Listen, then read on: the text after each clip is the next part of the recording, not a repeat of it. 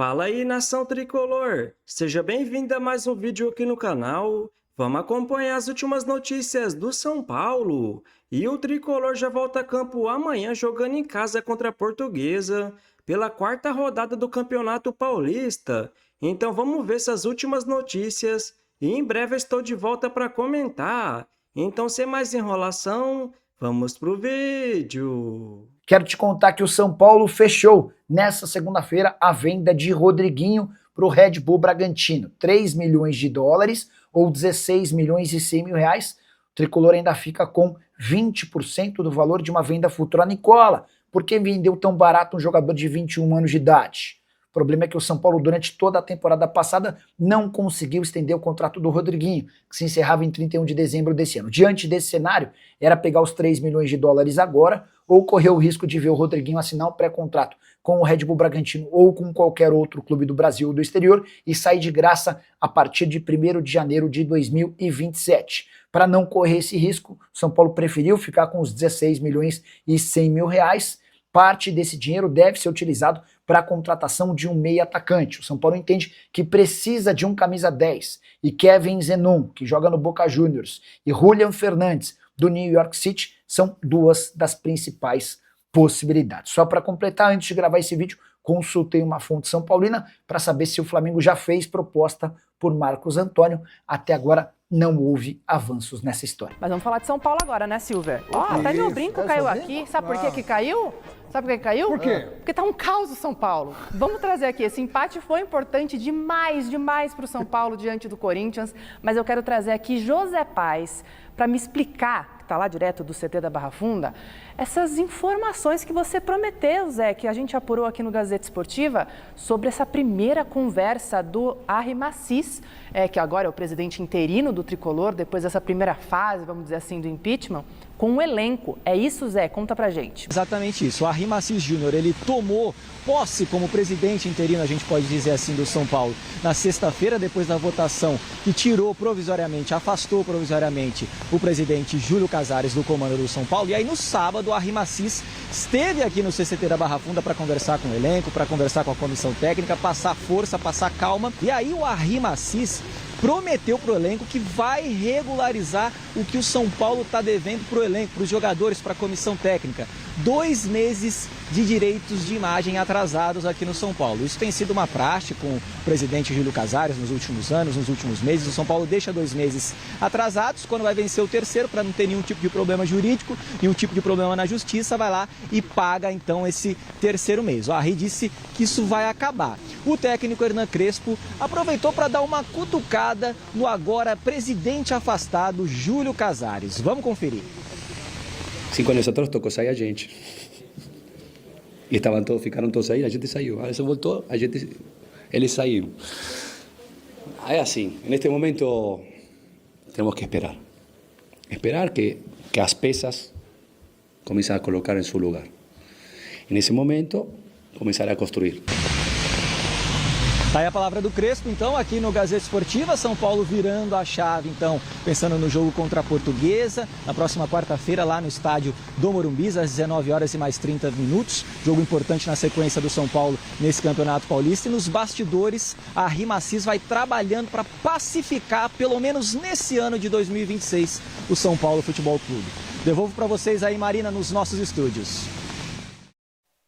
Obrigada, Zé. Então a gente tem 2 assuntos para falar aqui, né? Primeiro, essa primeira conversa, essa história de o que está atrasado, Silver, e também essa segunda situação que o Zé trouxe ali do jogo, né? Da situação do São Paulo. E do Crespo dando essa espetadinha no Júlio Casares. Foi espetadona, né?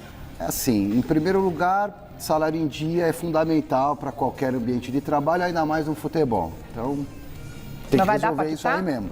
Por que de um dia para o outro vai dar para quitar isso aí? Eu já não cuido do dinheiro do São Paulo. Essa é uma pergunta que eu faria. Eu não cuido do dinheiro do São Paulo. Eu sei que o São Paulo precisa passar por um processo e ser refundado na filosofia, na ética, na honestidade, nos processos, na conduta. O São Paulo foi por décadas exemplo de quase tudo no futebol brasileiro, sul-americano e mundial.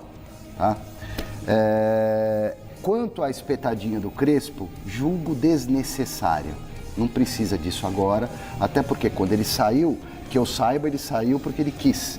teve uma pressão também, o time tinha caído de produção depois do Campeonato Paulista no Brasileiro, mas ele foi ganhar uma bala lá fora. O Crespo está segurando muito bem essa bronca, está administrando bem, está sendo uma espécie de porta-voz do São Paulo, que está jogado aos leões, é o Crespo, o time lá no CT e mais ninguém para dar suporte.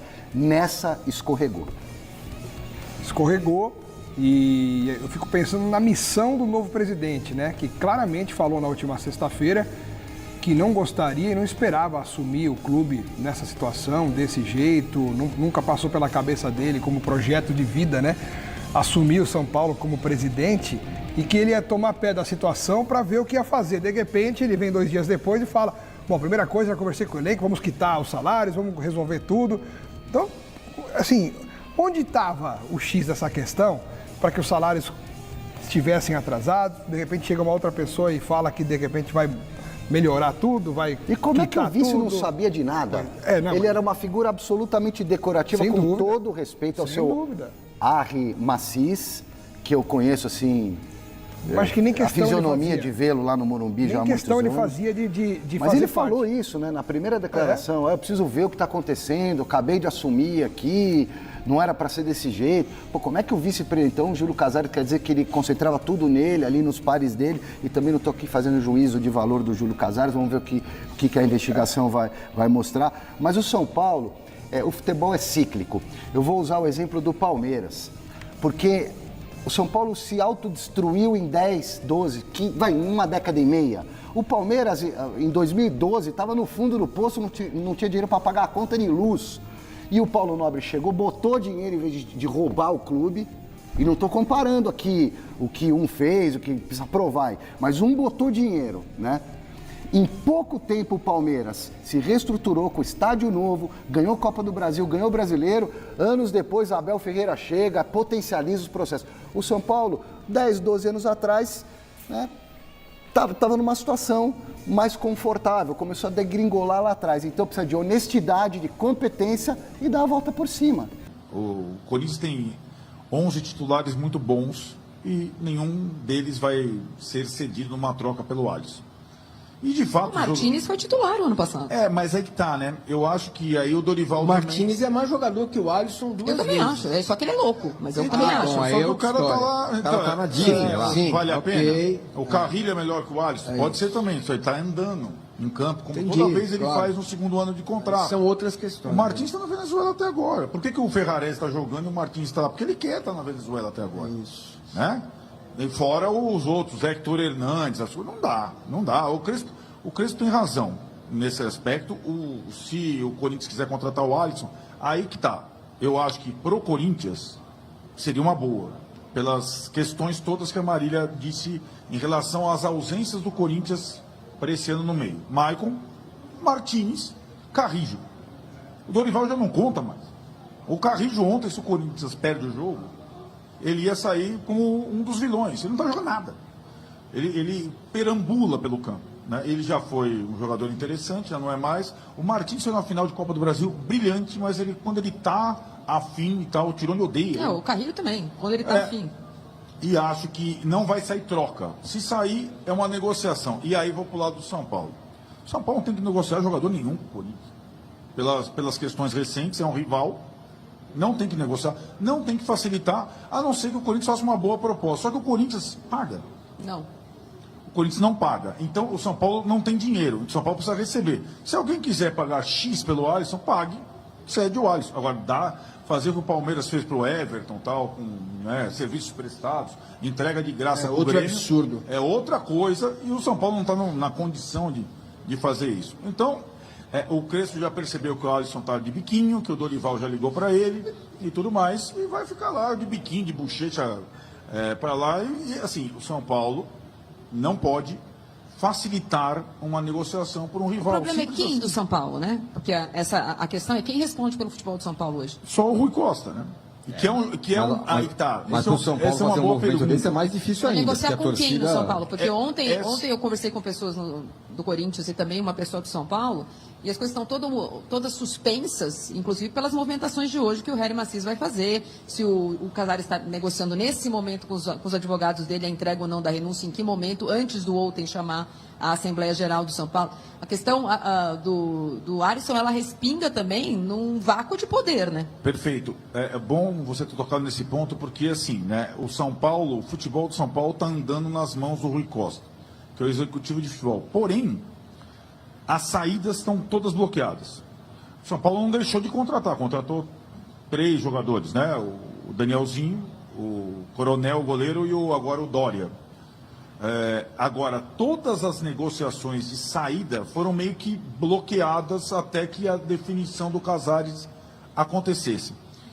Eu acho também por questões econômicas, né? Tipo, o Rodriguinho para o Bragantino, calma. O fulano para o Sorriso, calma. Alisson está no calma. Marcos Antônio no Flamengo, calma. E esse é o momento que a Marília falou, ainda é um momento de transição e tudo mais nesse... Eu só imagino que o Rui Costa permaneça, mas que o departamento de futebol sofra mudanças no São Paulo para esses OKs de saídas, sobretudo. Agora, o Rui Costa, ele já se mostrou, desde o começo desse ano, sutilmente favorável a trocas. Ele estava tentando aquela troca com o Botafogo, que seria uma roubada para o São Paulo, na minha opinião, também. Aliás, o Botafogo não paga também. Então, eu acho... o São Paulo em negociação. Porque São Paulo e o Corinthians tem uma outra questão, né, paga. Arnaldo? No caso do São Paulo, ainda mais urgente. No Corinthians, as coisas são mais... A questão da SAF totalmente repelida pela situação e pela oposição também, mas no caso do São Paulo, existe uma corrida eleitoral agora que vai atrapalhar. Sem dúvida. Porque quem vai ficar em que lugar, quem vai apoiar quem vai ser eleito no final do ano. Exato. E acho que até lá, essa reconfiguração política, até lá o futebol precisa andar de alguma forma, né? Alguém tem que... E acho que, de novo, nessa circunstância, o Rui Costa, como hoje o único responsável pelo Departamento de Futebol de São Paulo, ele é um executivo mais pragmático. Ele não se importaria que o Jadson deu certo no Corinthians e o Pato deu mais ou menos no São Paulo, foi bom para o Corinthians. Ele não tem essa situação, essa pressão da ligação com o clube umbilical para... Ele provavelmente, ele seria favorável a uma troca com algum jogador do Corinthians se o técnico assim concordasse. Ele não concordou e eu acho que agora o negócio vai sair se for por dinheiro, por empréstimo. Eu confesso que eu tenho uma... Eu vou repetir, eu falei umas 1000 vezes, mas eu vou falar. Eu confesso que eu tenho uma certa dificuldade de entender esse negócio, ou de entender a cabeça do cara que... Não é que o Alisson está escravizado no São Paulo. O cara tem um contrato. O cara renovou o contrato outro dia. Não deve ter no contrato dele que ele precisa ser titular, e que senão ele vai ficar triste de biquinho e vai querer ir embora. Fora, não estou nem contando o fato de ele ser pro rival, que agrava ainda mais as coisas, e tudo que ele passou no São Paulo, né? O cara foi acolhido quando estava com um problema sério de saúde o tempo todo, renovou seu contrato por 300 anos, não sei o quê. Agora o cara simplesmente não quer mais. Cara, quantos anos esses caras têm? Eles assinam um contrato com o quê? Com 5 anos? E aí não sabem o que estão fazendo? Mas enfim, esse é só um detalhe. Mas, Massa, desculpa, te interrompi. Mas era esse ponto que eu queria tocar. Quem cuidou do Alisson quando ele esteve doente e fez a obrigação dele? Foi o São Paulo. O São Paulo cumpriu com a obrigação. Entendeu? Então o jogador não pode fazer bico, cara. Não pode fazer bico. Este ambiente do futebol, né? Ele é muito... Me lembra muito a minha avó Elvira. Uma coisa muito mama. Pode tudo, senta aqui, vou fazer um macarrão pra você. Não sei o quê, sabe? Não dá, o Alisson é jogador do São Paulo, acho que nem a Marília venderia qualquer coisa pro Corinthians hoje e tem que manter o cara lá, ponto final. Então vamos comentar sobre essas últimas notícias do São Paulo. E após empatar fora de casa contra o Corinthians por 1-1, o tricolor já volta a campo amanhã, agora jogando em casa contra a Portuguesa e tem que vencer. Até porque no dia 24 vai ter um jogo muito difícil pela frente. Vai jogar fora de casa contra o Palmeiras. Já no dia 28 estreia no Campeonato Brasileiro, jogando em casa contra o Flamengo. E no dia 31 vai jogar em casa novamente, agora contra o Santos pelo Campeonato Paulista. Então essa temporada tende a ser muito difícil, porque vai emendar Paulistão com o Campeonato Brasileiro. Então é muito importante o São Paulo montar um bom elenco. E que nem eu sempre falo aqui no canal, o São Paulo foca muito em trazer zagueiro, goleiro, lateral, volante e se esquece da prioridade na minha visão, que é um camisa 10. até porque os atacantes do São Paulo e o centroavante vêm sofrendo muito com isso, a falta de um meia criativo. Então o São Paulo precisa ir no mercado e trazer sim um bom camisa 10. E outra posição, na minha opinião, que o São Paulo precisa de reforços é o ataque, porque o Dineno saiu, o Rigoni saiu, o André Silva, o Rian Francisco, a gente não sabe quando vai voltar. E o Calera ainda está muito abaixo da sua forma física. Então o São Paulo precisa de pelo menos mais 2 a 3 reforços para fazer uma boa temporada pela frente. E agora vamos ver como é que está a classificação do Campeonato Paulista após o fim da terceira rodada. No momento, o Bragantino lidera com 9 pontos, os mesmos pontos do segundo colocado Palmeiras. Em terceiro, Novo Horizontino. Em quarto, Capivariano, os dois com 6 pontos. Em quinto, São Bernardo. Em sexto, Primavera. Em sétimo, Corinthians. Em oitavo, Santos. Em nono, Veloclube. Em décimo, São Paulo, os 6 com 4 pontos. Em 11º, Mirassol. Em 12º, a Portuguesa, os 2 com 3 pontos. Em 13º, Noroeste. Em 14º, Guarani. Em 15º, Botafogo, os 3 com 2 pontos. Em último lugar, Ponte Preta, com nenhum ponto. E sobre essa possível saída do Alisson para o Corinthians, na minha visão, mesmo que o jogador quer sair, não faz sentido nenhum São Paulo liberar ele de graça para o rival. Agora o Tricolor tem sim que procurar outro clube para ele. Um Internacional, um Atlético Mineiro ou outro que seja. Porque já não faz sentido ele ficar no elenco. Um jogador ingrato. O tanto que o São Paulo ajudou ele numa das suas piores fases da vida. Agora ele quer ir para o rival. Já é uma brincadeira, né, galera? Mas já é um jogador veterano, que vai fazer 33 anos, com um salário considerável. Então a saída dele não é tão ruim assim, mas não para um rival. Que nem a gente sempre fala aqui no canal, o São Paulo tem que começar a trazer jogadores mais jovens, nem que seja da base, ou por empréstimo com opção de compra, como o Marcos Antônio, por exemplo. Do que adianta ficar trazendo jogadores livres no mercado, se só fica machucado? Olha o Luiz Gustavo, por exemplo, no ano passado, ganhava 700 mil por mês. O Oscar, 1,5 milhão, fora o valor da patrocinadora, sem contar o Wendel, o Rafael Tolói, o Lucas Moura, que praticamente só ficaram machucados no ano passado. Então a saída do Alisson, na minha visão, é sim um bom negócio. E mesmo com esse impeachment do Júlio Casares e o Maciz assumir a presidência do São Paulo, a torcida tem que continuar pressionando esses conselheiros do São Paulo para votar certo no final do ano, quando tem eleição para o novo presidente. Até porque não vai adiantar nada o Júlio Casares sair e algum amiguinho deles assumir a presidência do clube. Até porque o pior presidente da história era o Leco, agora é o Júlio Casares. E se nada mudar, daqui 2 ou 3 anos vai ser o próximo. Então o São Paulo precisa mudar, se profissionalizar de vez, ou senão vai ter que virar SAF, não vai ter outro jeito. Uma SAF séria como a do Bahia, por exemplo, não como a do Botafogo, que está toda bagunçada. O grande problema é que a gente olha para o lado e vê Palmeiras e Flamengo, que nem são SAF dominando o futebol brasileiro. Aí que vem a pergunta, será que se o São Paulo não se profissionalizar de vez, daqui 2 ou 3 anos, não consegue disputar de igual para igual com eles? Só que a gente vê essas últimas notícias e é difícil de acreditar. Então vamos torcer para o São Paulo melhorar em campo e também fora de campo. Então se você curtiu o vídeo, deixa seu like, se inscreva no canal e até a próxima!